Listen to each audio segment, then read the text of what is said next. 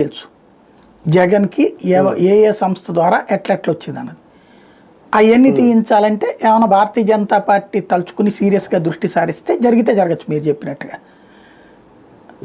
ఆ స్థాయిలో ఆయన ఏమన్నా హెరాస్మెంట్కి గురైతేనో ఇది జగన్ ద్వారా, లేదు అంటే కనుక ఆయన ఏమైనా భవిష్యత్ రాజకీయానికి హామీ ఇస్తాను. ఈవెన్ ఆయనకి ఎవరైనా హామీ ఇచ్చినా ఆయన నీకు ముఖ్యమంత్రిని చేస్తానని అయితే ఎవడో హామీ ఇవ్వడు కదా. అయితే గీతే రాజ్యసభ ఇస్తానంటాడు. ఆల్రెడీ రాజ్యసభ చూసినాడే, ఫ్లోర్ లీడర్గా చూసినాడే. పోనీ బీజేపీకి ఫ్లోర్ లీడర్గానో తెలుగుదేశానికి ఫ్లోర్ లీడర్గానో పెట్టరు కదా. కాబట్టి అదంతా మేబీ ప్రచారం కోసం జరుగుతుండొచ్చును.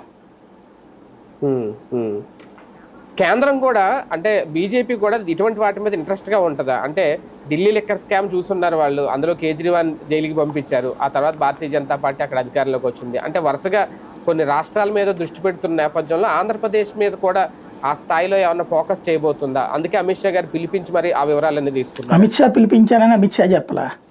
అలా అమిత్ షా పిలిపించుంటే కనుక ముందే మీరు ఇది కూడా పెడతాడు అతను సీరియస్గా తీసుకుంటే. వీళ్ళే ఇచ్చి అమిత్ షా పిలిచారని చెప్తే మనం వెళ్ళి అమిత్ షాని వెళ్ళి వివరణ అడగలేం కదా ప్రాక్టికల్గా అయితే కనుక. సాధారణంగా వీళ్ళు ఇచ్చి ఉండొచ్చు నువ్వు ఎంత పత్రంలాగా, ఇదిగో ఇవన్నీ చూడండి అని. అమిత్ షా దాన్ని తీసుకెళ్ళి వాళ్ళ నిఘా సంస్థలకు ఇచ్చి చెక్ చేయించవచ్చు కూడా, తప్పేం లేదు, సహజంగా జరగచ్చు కూడా అట్లాంటి.